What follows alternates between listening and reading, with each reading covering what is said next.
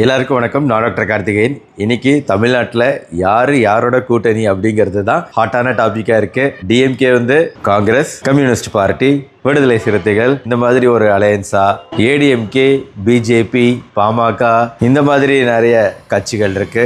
இது இல்லாம டிவிகே, விஜய் அவர்களோட கட்சியோ, நாதாகா, நாம் தமிழர் கட்சியோ, இவங்கெல்லாம் எப்படி என்ன அப்படிங்கிறது எல்லாரும் சூடா டீ குடிச்சுக்கிட்டு பஜ்ஜி போட்டா சாப்பிட்டுக்கிட்டு டீ கடையில் டிஸ்கஸ் பண்ணிக்கிட்டு இருக்கக்கூடிய ஹாட் டாபிக்கா இருக்கு. ஆக கூட்டணி அலையன்ஸ் அப்படிங்கிறது இன்னும் முடிவாகாம இருக்கு. ஒருத்தர் ஆரோக்கியமா வாழணும்னா, நல்ல நலமோட வாழணும்னா நல்ல உணவுகள் சாப்பிட்றது முக்கியம். அதை விட முக்கியம் நல்ல உறவுகள் அமையிறது முக்கியம். அந்த நல்ல உறவுகள் ஆரம்பிக்கிறது குடும்பம் அப்படிங்கிற ஒரு கூட்டுக்குள்ள இருந்து தான். எப்படி நாட்டுல கூட்டணி கூட்டாட்சி இருக்கோ அதே மாதிரி வீட்டிலையும் கூட்டணி கூட்டாட்சி இருக்கு. வீட்டுல எது பெஸ்ட்டுங்க, கூட்டணியா கூட்டாட்சியா? என்ன டாக்டர் பட்டிமன்ற தலைப்பு மாதிரி கேட்டுக்கிட்டு இருக்கிறீங்க? இன்னும் உங்களுக்கு புரியுற மாதிரி சொல்றேன். இப்போ ஒரு உதாரணத்துக்கு, ஒரு குடும்பத்துல அப்பா, அம்மா, மகன், மகள் இருக்கிறாங்க அப்படின்னு வைங்களேன். இப்போ அப்பாவை அம்மா திட்டும்போது அம்மா பக்கம் மகன் நிற்பான். ஏன்னா மகன் செய்யற எந்த தப்பையும் அம்மா பெருசா கண்டிக்க மாட்டாங்க. அதனால அம்மாவும் மகனும் சேர்ந்து இருக்கிறாங்க. அவங்க ஒரு பவர் சென்டராகவும் இருக்கிறாங்க. ஏன்னா பொண்ணு சின்ன குழந்தை அப்படிங்கிறதுனால அவ எந்த அணியிலையும் சேர முடியாம இருக்கிறா. அப்பா எந்த அணியிலையும் சேராமல் இருக்கிறாரு. அப்போ அம்மாவும் மகனும் சேர்ந்து கூட்டாட்சி நடத்துகிறாங்க. கொயாலிஷன் கவர்மெண்ட்டு குடும்பத்தில் நடக்குது. இல்லை வேற விதமாகவும் போட்டு பார்க்கலாம் இந்த கூட்டாட்சியை. மாமியாரும் மகனும் ஹஸ்பண்டும் ஒரு அணியில் இருக்கிறாங்க, ஒய்ஃபு இன்னொரு அணியில் இருக்காங்க. இப்போ மாமியாரும் மகனும் கொயாலிஷன் கவர்மெண்ட்டு ஸ்ட்ராங்காக இருக்கிறாங்க. அவங்க கூட்டாட்சி நடத்துகிறாங்க. இதனால் பாதிக்கப்படுவது மருமகள் மற்றும் அவங்களோட பிள்ளைங்க. சில சமயம் அப்பாவும் பொண்ணும் கூட்டா இருப்பாங்க, கூட்டாட்சி நடக்கலாம். ஆக குடும்பத்துல 2 பேர் ஒன்னா சேர்ந்துக்கிட்டு, டேய் எதா இருந்தாலும் என்கிட்ட ஃபர்ஸ்ட் சொல்றா, நான் உங்க அப்பா கிட்ட சொல்லிக்கிறேன். உங்க அப்பா எப்பவுமே அப்படிதான்டா, உங்க அம்மா எப்பவுமே அப்படிதாம்மா, அத்தை சரியே கிடையாது. இப்படி குடும்பத்துல கொயாலிஷன் கவர்மெண்ட் நடந்துச்சுன்னா, கூட்டாட்சி நடந்துச்சுன்னா அது நல்லது கிடையாது. என்னைக்குமே குடும்பத்துல கூட்டணி தான் பெஸ்ட், அலையன்ஸ் தான் பெஸ்ட். இது உண்மையிலேயே அறிவியல் பூர்வமான வேர்ட்ஸும் கூட. அலையன்ஸ் அப்படிங்கிறது ஃபேமிலி தெரப்பியில் ஒரு குடும்ப பிரச்சனை அப்படிங்கும்போது கூட்டணி, எல்லாரும் சேர்ந்து முடிவெடுத்தல், எல்லாரும் சேர்ந்து அந்த பிரச்சனையை தீர்க்க பார்க்கறது ப்ராப்பரான அலையன்ஸு, கூட்டணி அப்படிங்கிறது தான் ஒரு குடும்பத்தோட ஆரோக்கியத்துக்கு நல்லது அப்படிங்கிறது இருக்கு. கொயாலிஷன் இருந்துச்சு, கூட்டாட்சி ஒரு ஃபேமிலியில் இருந்துச்சு அப்படின்னா அங்கே ப்ராப்ளம் இருக்குது அப்படின்னு அர்த்தம். ஆக இப்போ நான் ஒரு 8 டிப்ஸ் சொல்ல போகிறேங்க. இந்த கொயாலிஷன் கூட்டாட்சி இல்லாமல் எப்படி ஃபேமிலியில் கூட்டணி உருவாகும் அப்படின்னு சொல்லிட்டு. இப்போ கூட்டணி அப்படின்னா எல்லாரும் ஒரே அணியில் இருந்துட்டாங்கன்னு வைங்களேன். டிஎம்கே, ஏடிஎம்கே எல்லாருமே ஒரே அணி தான், இவங்க எல்லாருமே ஒரே கூட்டணி தான். அப்போ அங்கே தேர்தல் நடக்கணுமா? தேர்தலே தேவையில்லை, அவங்க தான் ஆட்சியில் இருக்க போகிறாங்க. இது நாட்டுக்கு ஒத்து வராது, ஆனால் வீட்டுக்கு ஒத்து வரும். வீட்டுக்கு அலையன்ஸ் ஒத்து வரும், கூட்டணி தான் ஒத்து வரும், கூட்டாட்சி ஒத்து வராது. இப்போ கூட்டணியோட முதல் படி, டிப் நம்பர் 1, குசு குசுன்னு பேசாதீங்க. இதுக்கு பேரு விஸ்பர் கல்ச்சர். அம்மா மகள் கிட்ட சொல்றாங்க, அப்பா கிட்ட சொல்லாத நான் சொல்றேன். மகன் நண்பன் கிட்ட சொல்றான், வீட்டுல யாருமே என் பேச்ச கேட்க மாட்டேங்கிறாங்க. மனைவி அம்மா கிட்ட சொல்றாங்க, உங்க மகன் கிட்ட சொல்லுங்க எனக்கு கோபம் வரும்ட்டு. இது எல்லாமே விஸ்பர் கல்ச்சர் தான். ஒருத்தர் பற்றி நேரடியா அவங்க கிட்டயே சொல்லாம இன்னொருத்தர்கிட்ட சொல்றது. இன்னொருத்தர் அந்த விஷயத்த சொல்லும்போது சொல்ல வரக்கூடிய விஷயம் திரிக்கப்படுது, ட்விஸ்ட் ஆயிடுது. அதனால எந்த விஷயமும் நேரடியா ஒருத்தர்கிட்ட சொல்றது தான் அலையன்ஸ், கூட்டணியோட முதல் படி. 30% பிரச்சனை இதுல தீருது. இரண்டாவது, கூட்டாட்சி குடும்பத்துல எங்க இருக்குன்னு கண்டுபிடிங்க. ஒரு பேப்பர் எடுங்க.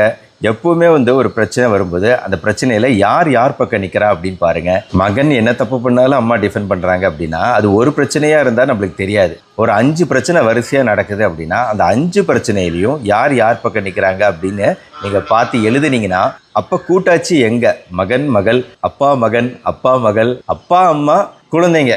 அப்பா அம்மா கூட கூட்டாட்சி நடத்தலாங்க, குழந்தைகளை மதிக்காம. இது ஒரு முக்கியமான ட்விஸ்ட். மாமியார் மகன், அத்தை மகள். பேட்டர்னை கண்டுபிடிக்கணுங்க ஃபர்ஸ்ட். டிப் நம்பர் 2, கண்டுபிடிச்சா அந்த பேட்டர்னை நம்ம மாற்றி அமைக்கலாம். 3வது டிப்பு, இது ஃபேமிலி தெரப்பியில் முக்கியமாக 3 விஷயங்கள். 3 கேள்வி கேட்பாங்க. ஏன் இந்த ஆள் இப்படி பிஹேவ் பண்ணுறான்? இப்படி பிஹேவ் பண்ணுறதுனால அவங்க என்ன சொல்ல வராங்க? இப்போ பையன் படிக்கவே மாட்டேங்கிறான், படி நம்ம சொல்கிறோமே தவிர ஏன் படிக்க மாட்டேங்கிறான்? ஒய்? அவன் ஃபோன்லேயே இருக்கிறான், இதில் இருந்தோ விடுபடும்னு நினைக்கிறான், ஸ்ட்ரெஸ்ல இருந்து விடுபடணும்னு நினைக்கிறான். என்ன ஏது அப்படிங்கிற அந்த ஏன் அப்படிங்கிற கேள்வி முக்கியம். ஏன் இந்த பிஹேவியருங்கிறது முக்கியம். அந்த கேள்வியை நம்மளுக்குள்ள கேட்டுக்கிட்டா நம்ம விடையை கண்டுபிடிக்க முயற்சி செய்வோம். படிக்கல, அப்ப 2வது விஷயம், இதை எப்படி சால்வ் பண்ண போறீங்க?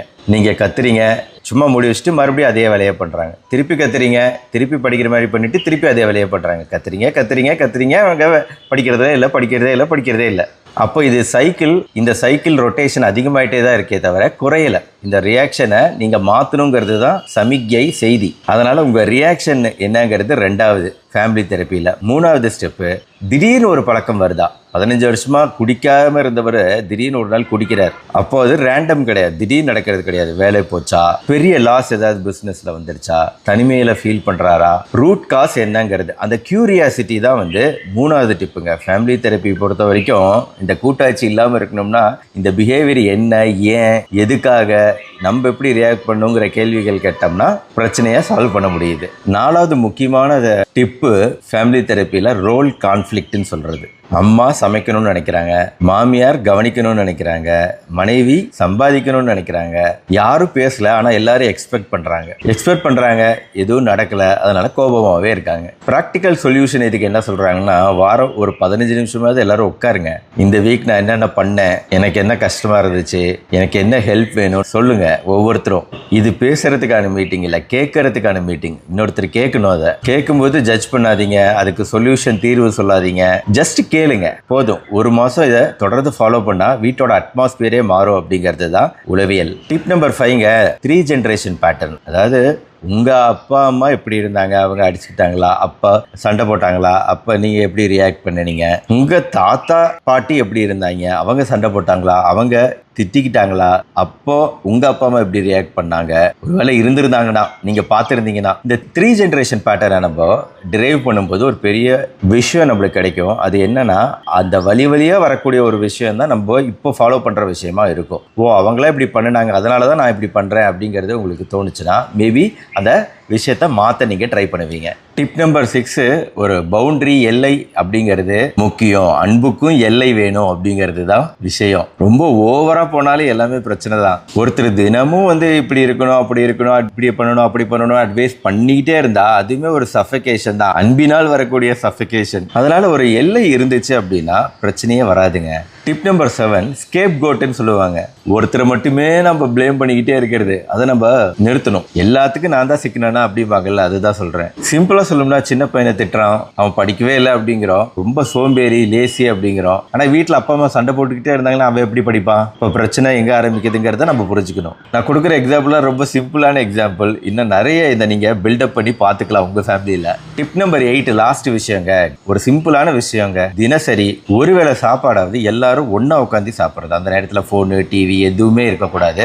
அந்த நேரத்தில் ஒவ்வொருத்தரும் ஒவ்வொரு விஷயம் சொல்லணும். இன்னைக்கு நம்ம வீட்டில் யாராவது ஒருத்தர் இதை பண்ணது எனக்கு ஹாப்பியாக இருந்துச்சு, அம்மா காஃபி நல்லா போட்டாங்க, அண்ணன் எனக்கு ஹோம்ஒர்க் பண்ண ஹெல்ப் பண்ணா, அப்பா இன்னைக்கு சண்டையே போடலை. நம்ம பிரெயின்க நம்ம நம்பிக்கையோட பார்க்குற ஆளுங்களை நல்லவங்களாக பார்க்கும். நம்ம நல்லதை அதிகமாக நோட்டீஸ் பண்ணுறோம் அப்படின்னா பிரெயின் ஆட்டோமேட்டிக்காக நம்மளை மட்டும் இல்லை அவங்களையும் பாசிட்டிவாக மாற்றுது. இதை ஒரே 1 மாதம் உங்கள் வீட்டில் கடைபிடிச்சு பாருங்கள், சூப்பரான பலன்கள் கிடைக்கும். ஆக இதையெல்லாம் ஃபாலோ பண்ணோம் அப்படின்னா கூட்டாட்சி மாறி வீட்டில் கூட்டணி உருவாகும். எல்லாரும் கூட்டணியில் இருந்தீங்கன்னா பிரச்சனையே கிடையாது. இப்போ நான் எந்த கூட்டணிக்கு ஆதரவு அப்படின்னு சொல்கிறேன்னு சொல்லியிருந்தேன் பார்த்தீங்களா? முக்கியமான பதில் இது. டிஎம்கேவா, ஏடிஎம்கேவா, டிவிகேவா, நாத்தாக்காவா? நான் ஒரு கூட்டணிக்கு பயங்கரமான சப்போர்ட்டுங்க. அந்த கூட்டணி வேற எதுவும் கிடையாது. அமெரிக்கா, இஸ்ரேல், ஈரானும் கூட்டணி சேர்ந்துச்சுன்னா அந்த கூட்டணிக்கு தாங்க என்னோட ஆதரவு. அதாவது இன்னைக்கு ஒருத்தருக்கு ஒருத்தர் அடிச்சுக்கிட்டு சாகிற நிலைமைக்கு போயிட்டாங்க உலக நாடுகள். நம்ம ஊர்ல அட்லீஸ்ட் தேர்தல் அடிதடி இல்லாம ஜனநாயக முறையில டெமோக்ரஸி நடந்துகிட்டு இருக்குங்கிறதே இப்ப நம்மளாம் சந்தோஷப்பட வேண்டிய ஒரு பெரிய சந்தோஷமா இருக்குதுங்க. முன்னாடி நம்ம நினைச்சிட்டு இருந்தோம், ஆஹா இவங்க இப்படி இருக்காங்க, அவங்க அப்படி இருக்காங்க. அதோட மோசமா உலக நாடுகள் இருக்கு. பவர், சக்தி, பணம், எண்ணெய் வளம் அப்படின்னு எங்கேயோ போய் ஏதோ ஒரு மாய உலகத்துக்குள்ள போயிட்டாங்க. நியூக்ளியர் வெப்பன்ஸ் வச்சிருக்கிறாங்க, அதை நம்ம அழிக்கணும் அப்படின்னு சொல்லிட்டு பார்க்க ரொம்ப நெஞ்சு வலிக்குது. தினசரி இதெல்லாம் பார்க்கும்போது டெய்லி இங்க குண்டு போட்டாங்க, அங்க குண்டு போட்டாங்க, இத்தனை பேர் இறந்தாங்க அப்படிங்கறதெல்லாம் இவ்வளவு தூரம் படிச்சு பண்பாடான ஒரு உலகத்துக்குள்ள நம்ம வந்த பின்னாடி நடக்குது அப்படிங்கிறது மிக மிக வருத்தத்திற்குரிய விஷயம். ஸோ இந்த கூட்டணி அமைஞ்சா எனக்கு ரொம்ப சந்தோஷம். எனிவே இந்த வீடியோ உங்களுக்கு பிடிச்சிருந்துச்சுன்னா லைக் பண்ணுங்க, ஃப்ரெண்ட்ஸ் அண்ட் ரிலேட்டிவ்ஸ்க்கு ஷேர் பண்ணுங்க. நம்ம சேனல் டாக்டர் கார்த்திகேயன் இது வரைக்கும் சப்ஸ்கிரைப் பண்ணி ஃபாலோ பண்ணுங்க. மறுபடியும் நாளைக்கு பார்ப்போம். நன்றி, வணக்கம்.